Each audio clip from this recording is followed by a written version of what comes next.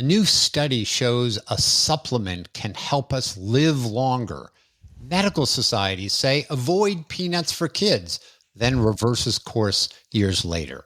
Hormone replacement therapy is helpful, then it's harmful, and now the pendulum has begun swinging back towards benefit. What are you supposed to believe? How can you separate fact from fancy? Let's find out.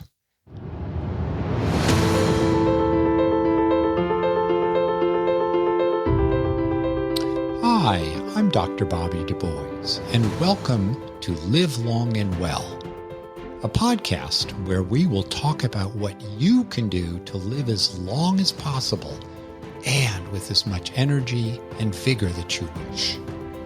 Together, we will explore what practical and evidence-supported steps you can take. Come join me on this very important journey, and I hope that you feel empowered along the way. I'm a physician, Ironman triathlete, and have published several hundred scientific studies. I'm honored to be your guide. Welcome, my dear listeners, to episode 53, What's a Person to Believe? More often than you might think, the medical profession seems to reverse course. Kids should avoid peanuts. No, they shouldn't avoid peanuts. Now Tylenol is unsafe during pregnancy. Hormone replacement therapy is good, then bad. Now is it okay again? And podcasters tout the latest supplements to improve energy or that probiotics will help you cure chronic complaints. And the headlines in the news media amplify these various twists and turns. I tend to be an open-minded skeptic. Show me the evidence and I'm willing to change my mind. But in general, I'm a little skeptical before that happens. Well, today I'm joined by a special guest, Dr. Adam Cifu. He's really a kindred soul to me. We write about slightly different topics, but we approach it with that same kind of show me the evidence approach. And he has reviewed a lot about how medicine seems to frequently reverse course, and we're going to explore that here today. So welcome, Adam Cifu. Dr. Cifu is professor of medicine and general internist at the University of Chicago. He received his MD degree from Cornell Medical College, completed his residency training at Beth Israel Hospital in Boston, then joined the faculty at the University of Chicago. He's the author of over 140 peer-reviewed publications. And he co-authored a book about medical decision-making for the lay audience, Ending Medical Reversal.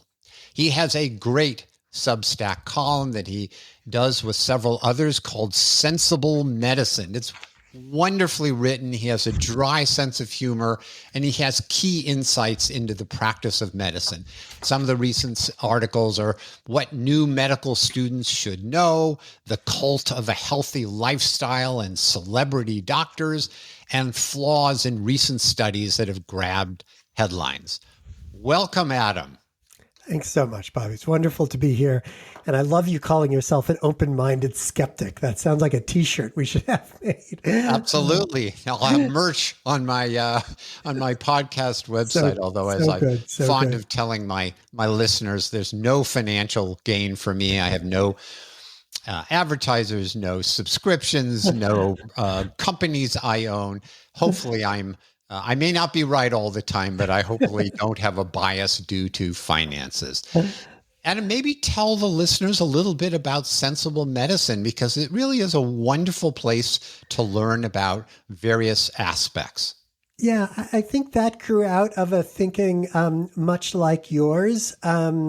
We, meaning me and a bunch of my co-editors, we're aggravated by what we were seeing sort of out there in the medical information sphere, let's call it. And that actually wasn't just a lot of the kind of internet craziness, but actually a lot of the editorials in journals and a lot of the sort of perspectives in journals. And wanted a place where we could say, like, listen, what is sensible medicine? What is medicine that is actually supported by evidence, and not supported by people who are just trying to make a buck off pitching the latest supplement, or not people who are sort of so driven by their politics, whether it's to the left or the right, that's sort of clouding their vision about how they look at the evidence coming through to them. So it's a little bit of a, hey, let's return to evidence-based medicine and let's try to shed a lot of the political noise, which is actually getting in the way of medical decision-making these days. So with that, let's sort of dive into part one.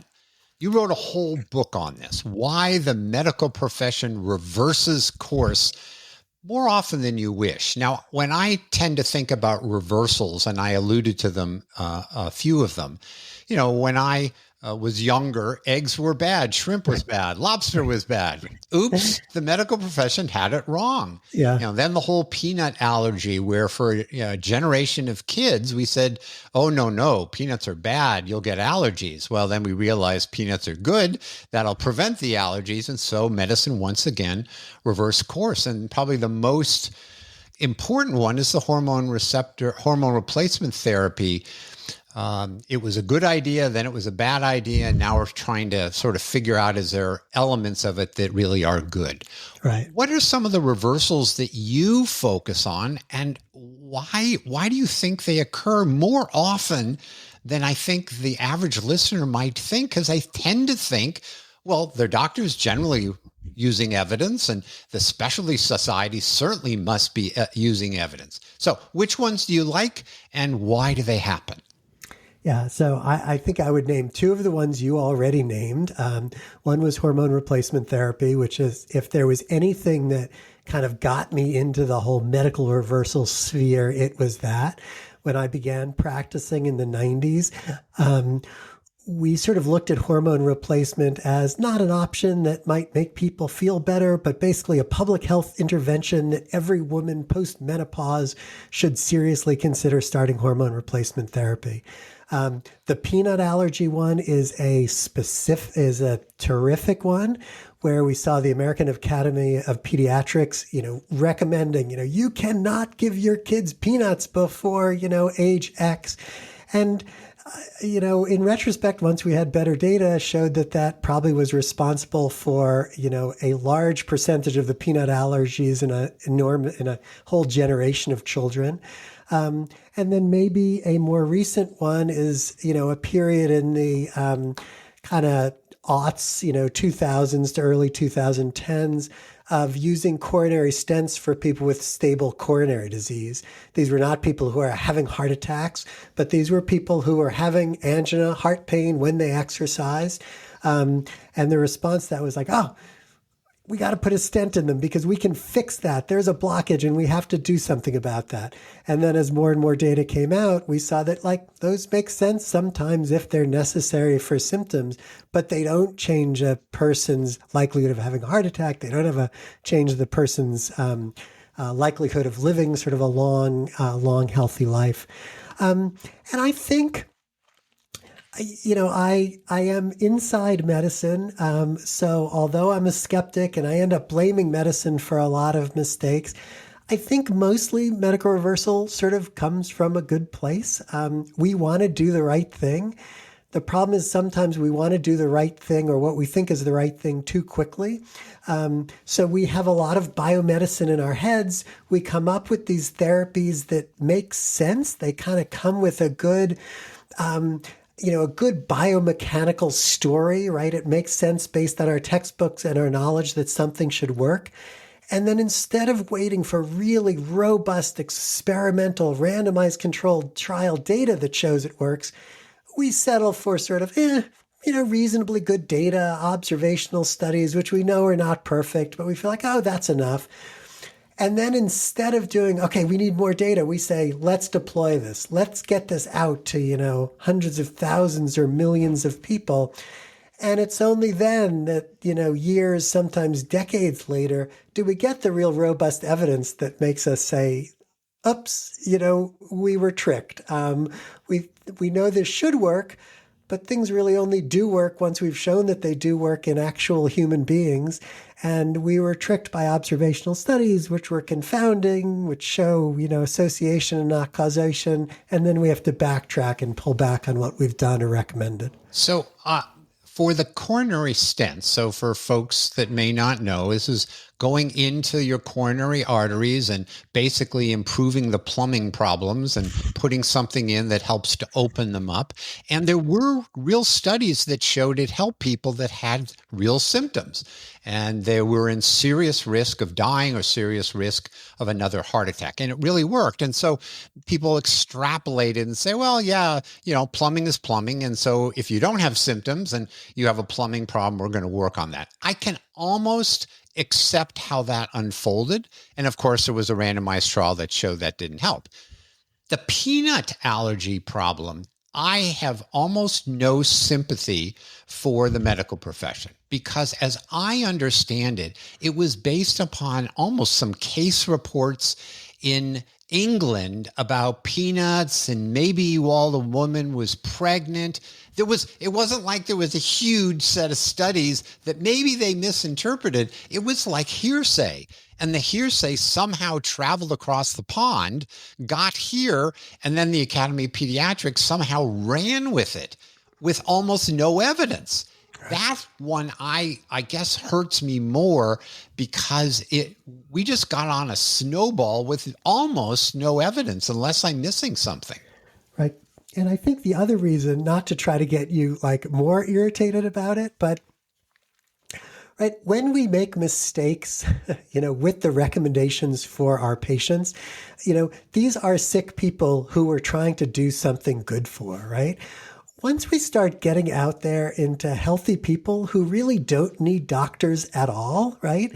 And then start making recommendations that actually turn sort of people into patients, that's particularly appalling. And boy, then when you raise the stakes and do it with children, right, it is awful. And the American Academy of Pediatrics is in a tough place because they want to make recommendations. There is a desire for people to have recommendations because every parent in the world is nervous and wants to do the right thing with their kids.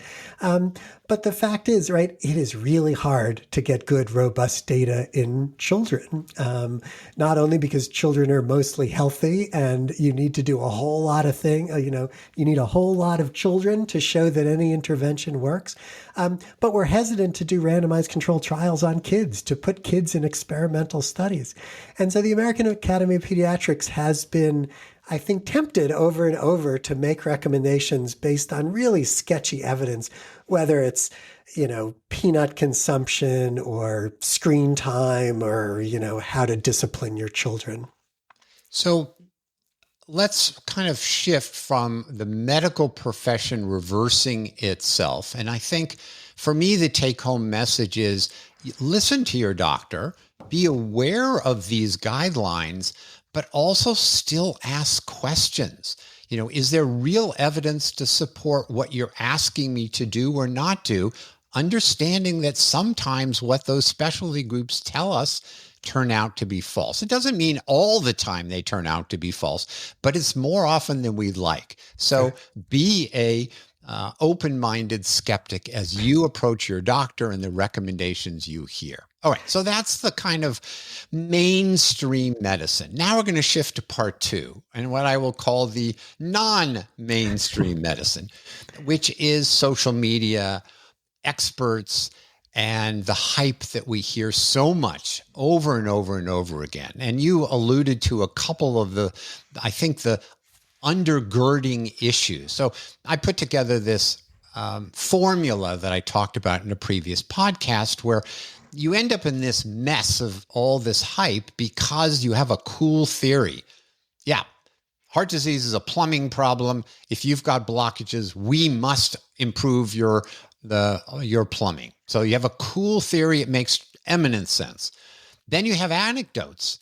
oh, well, this person was exposed to peanuts and look what happened to little Johnny over the course of years. And then you hear about little Sally and little Andrew.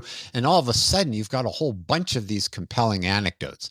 And then you've got some credentialed expert in what we were talking about in part one. That was a specialty academy, but it could just be somebody on the internet with a doctor next to their name, likely not a medical physician, could be a nutrition person, it could be a chiropractor. So now we've got the third element, cool theory, compelling anecdote, and now we have a credentialed expert, and we're led to believe that's equal to evidence, credible evidence. And as my listeners know, and as you and I both feel deep in our hearts, that is an interesting set of theories, but until it's tested in humans, it isn't evidence. So, Adam, where do you see hype in this sort of outside of mainstream medicine locations?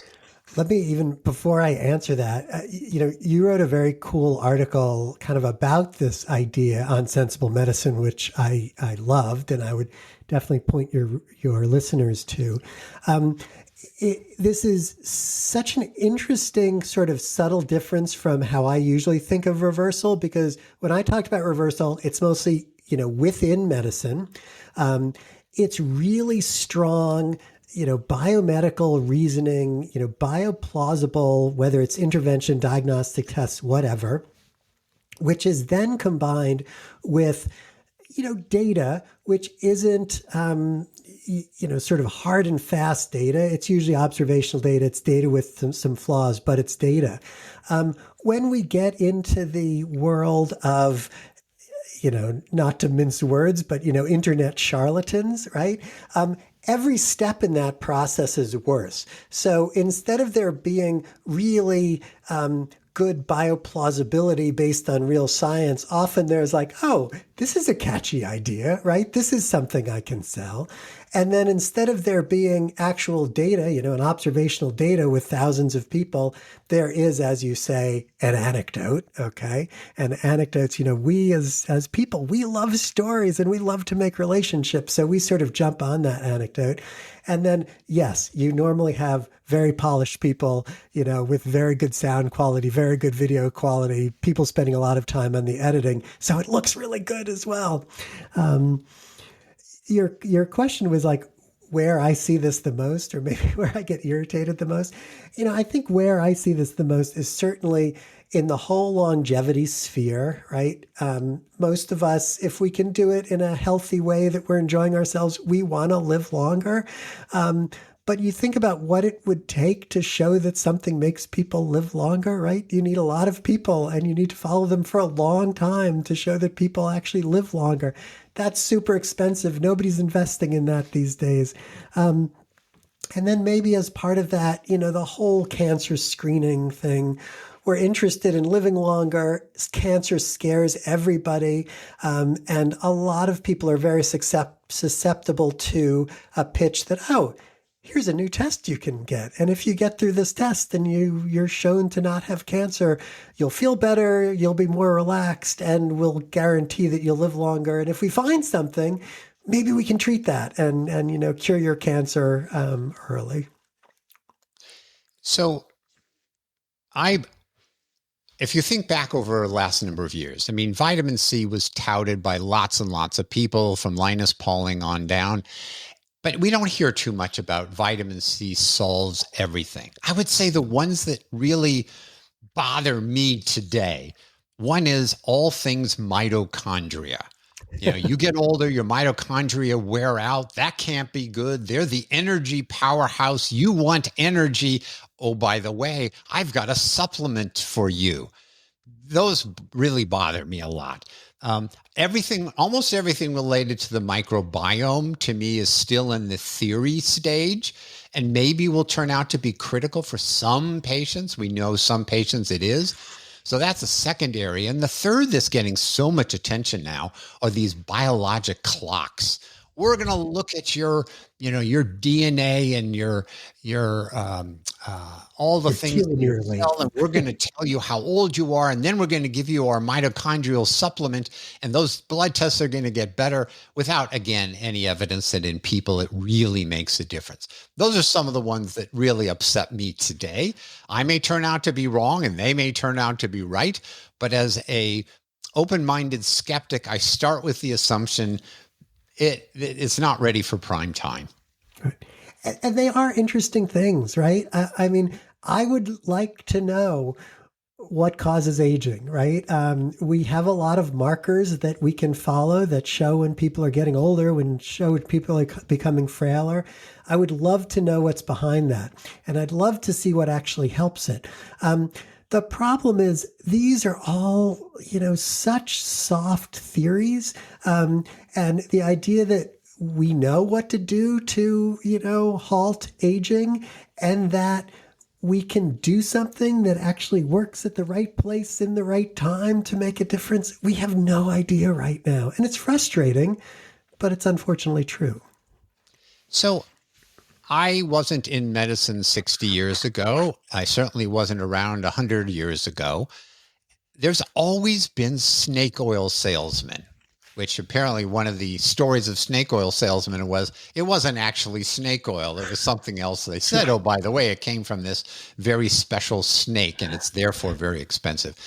I guess the question for me is, are there more snake oil salesmen now than before?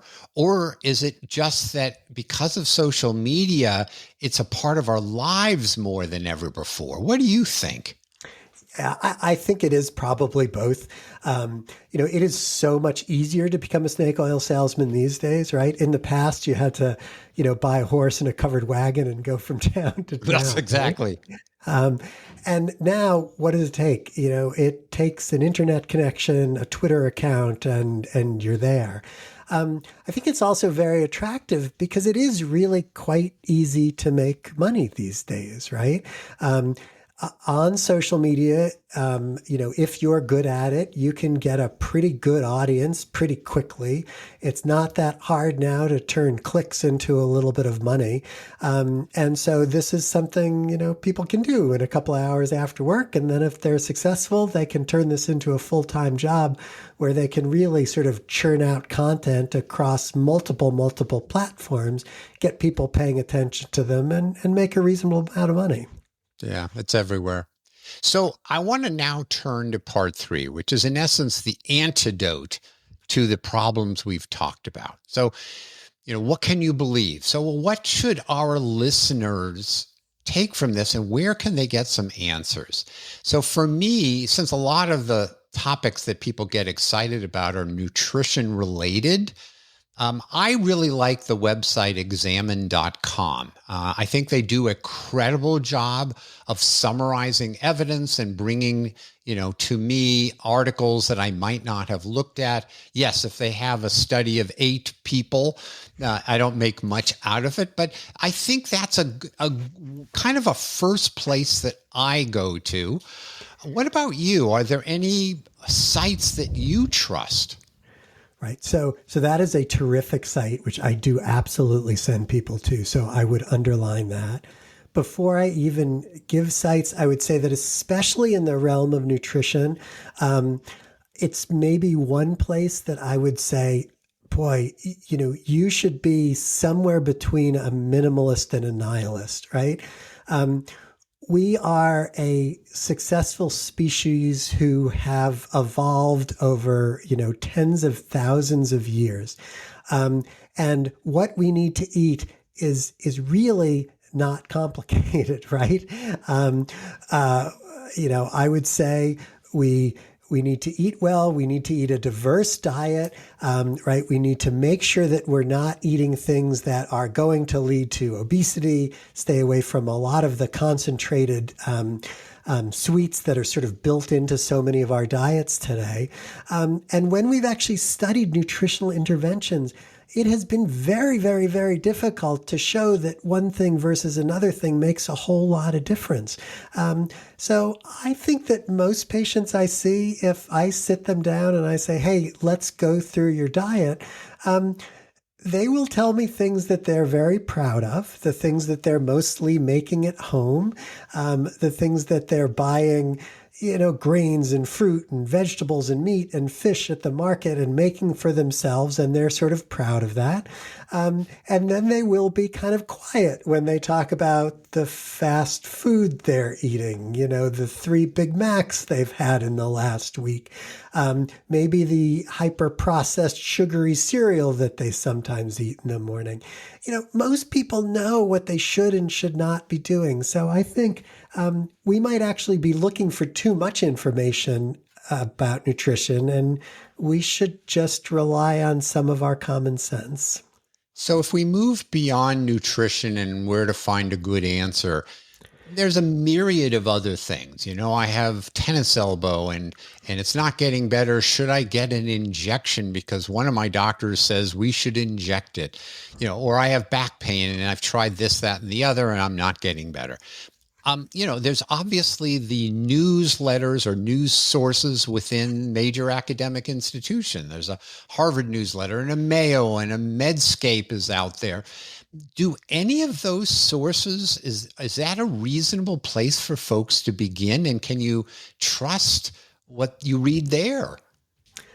I think those are reasonable places to begin. The things that I would say my patients tell me the most about those sites, which I really do understand, is they're very good for telling you options. They tend to be pretty generic, right? Any care that you're getting, on the internet, let's say, is sort of meant to be for the average patient. And anybody who's writing those sites is going to be very careful about giving actual advice to an individual reader. So many times they will say, your doctor might recommend this or might recommend this or might recommend this. Here are the pluses and minuses of those. You do have to be a little bit cautious about things like the Harvard site and the Mayo site and the Cleveland Clinic site, because yes, they are trying to sort of polish their brand, but they are also recruiting patients, right? So they are trying to say, we are terrific at this, and this may then be pitched over some of the other things. But I do think using those sites to get a sense of, okay, what is tennis elbow? How did I get tennis elbow? What are the possibilities to treat this? So when you go actually and do see your doctor, you'll be armed with a lot of knowledge, and that whole conversation, which may be limited to 20 minutes, can start a little further on. So, okay, those are a couple of places to begin, but now we all have ChatGPT or Claude or Grok or whichever one you happen to like. And they really have gotten better and better over the last couple of years. And when I'm looking at a subject, I do go to the deep part of ChatGPT because I find, you have to be very careful because it does invent references and it does invent studies that don't exist. So you have to be very careful.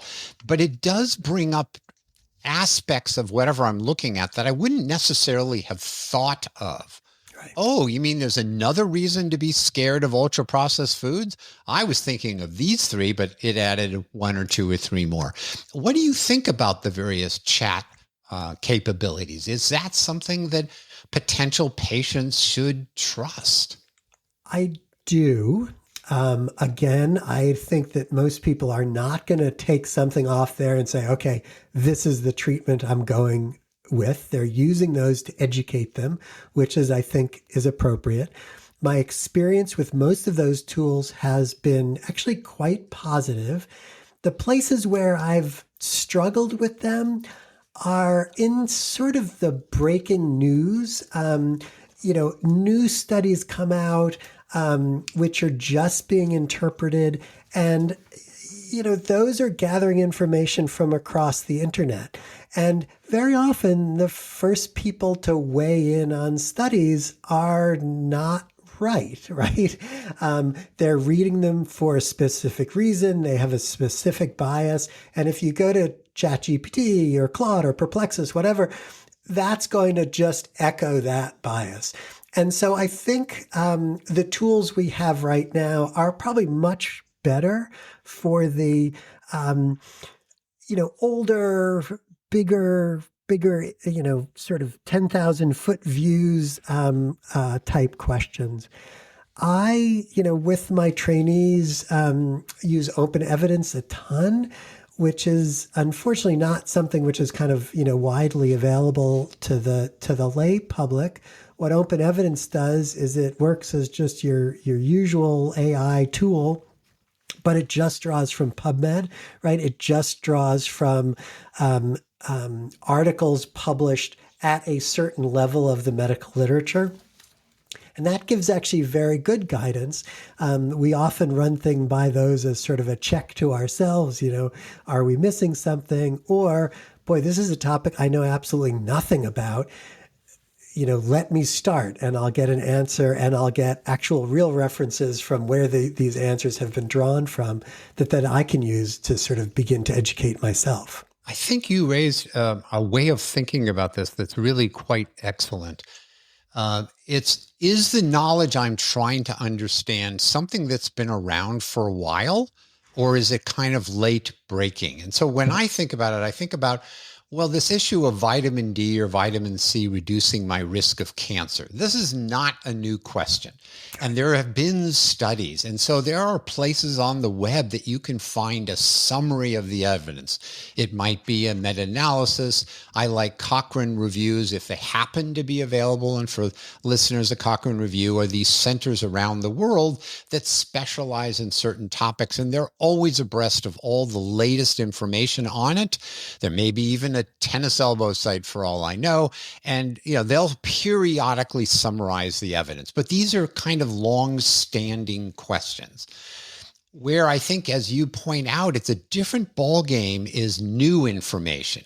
So the latest one is Tylenol and whether it causes autism. You can read a government report, you can read a couple people's views of it, but this is what I would say is not yet a knowable. There's some information out there. I personally don't believe it's a big issue. It has got a lot of attention. But I think there's a real difficulty when it's something new and we're not sure, then you could get yourself into trouble. And that's where, as always, talk to your doctor. Your doctor hopefully is a little more in touch with kind of what's the proper answer. I'm going to just bounce two things off of you. I love you referencing Cochrane.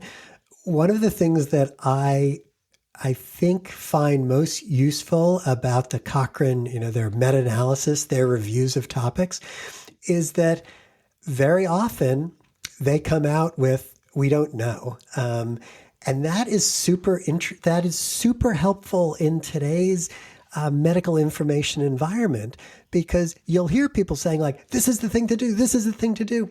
You'll go to Cochrane. Cochrane will have looked at, 30 trials on the topic, and they'll say, there's no answer, right? And what you learn from that is that, wow, these people who are pushing it for one reason or another are doing it not based on data, but on either their own beliefs or their own self-interest in making money off of their recommendations. Boy, does that make sense.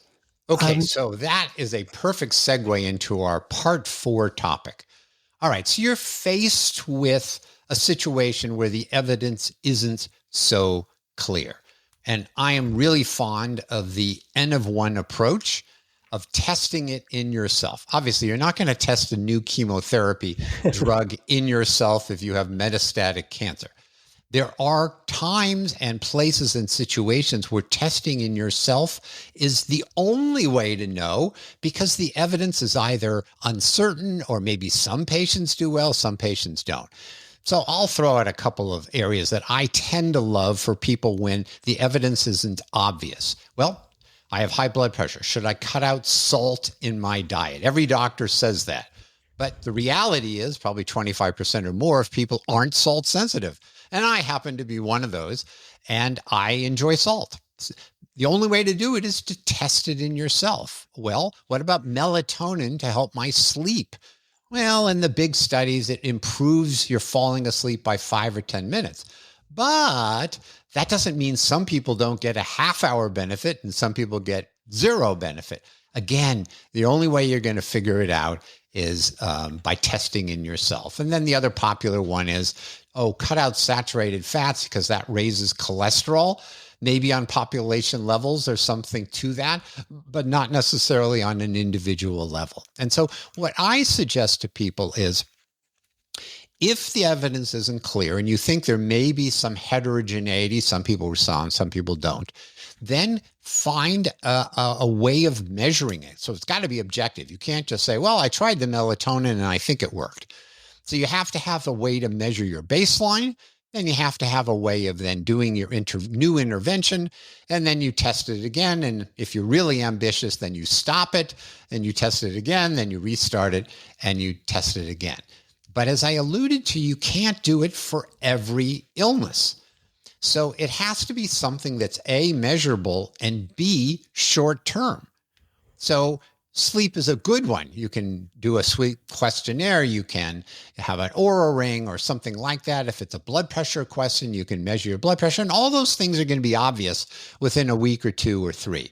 Now, you can't do that in yourself for hormone replacement therapy and your bone health, because that's a 10, 20, 30-year proposition, and you can't test it. Are you using N of 1 approaches with your patients? And then for folks on this podcast, would it be useful for them? Right. So I am using N of 1 trials, and I would say I may look at them a little bit different from you. Okay, great.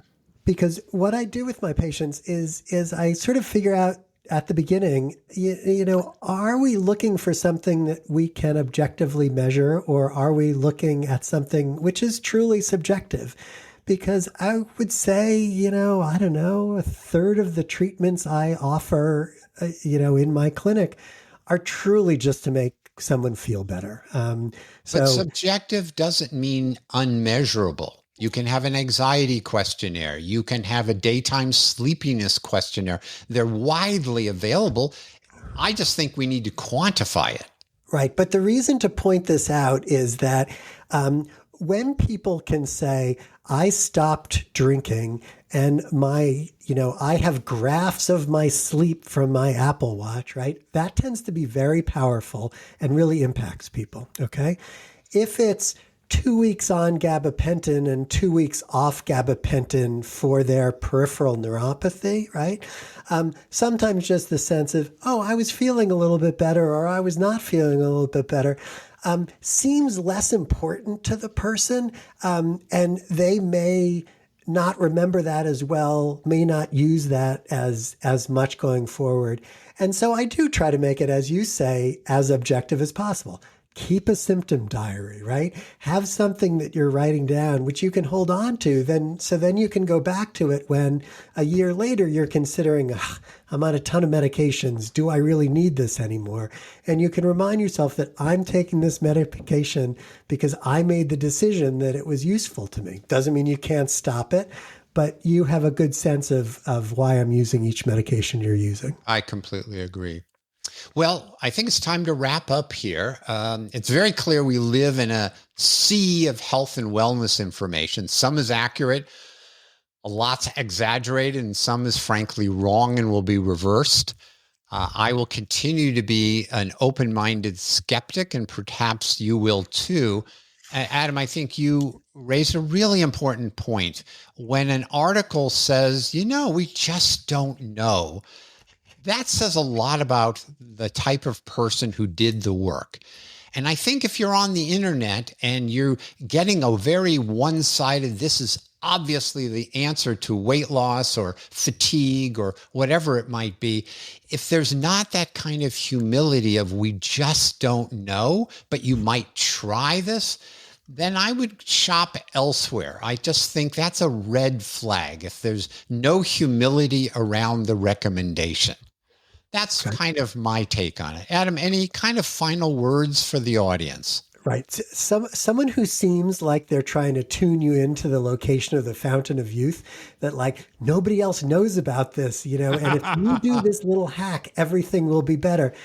You got to understand that that's probably not worth listening to. That's the best way to end this. So please, my audience, send me questions or ideas or emails about kind of podcast issues. I am trying to put together a questionnaire on whether the work that you're hearing from me and my guests is changing your life in any way. Is it improving your health in any way? As I said, I don't have any financial part of this. My joy is when people let me know that their lives have improved in some way. So if you'll send me some ideas about that, then I'm ultimately going to put together a questionnaire, send it out to you, my audience, see what you think, and then I'll share the results with you. And if you like the podcast, by all means, share it with others. I'm now on YouTube. You can watch it there. I'm on Subs. I have a Substack as well. You can find articles I've written there or on my website. So until next time, I hope you all live long and well, and perhaps become a little bit of optimistic but skeptical folks. Until next time. Thanks so much for listening to Live Long and Well with Dr. Bobby. If you like this episode, please provide a review on Apple or Spotify or wherever you listen. If you want to continue this journey or want to receive my newsletter on practical and scientific ways to improve your health and longevity, please visit me at drbobbylivellongandwell.com. That's doctor as in DR, Bobby, livelongandwell.com.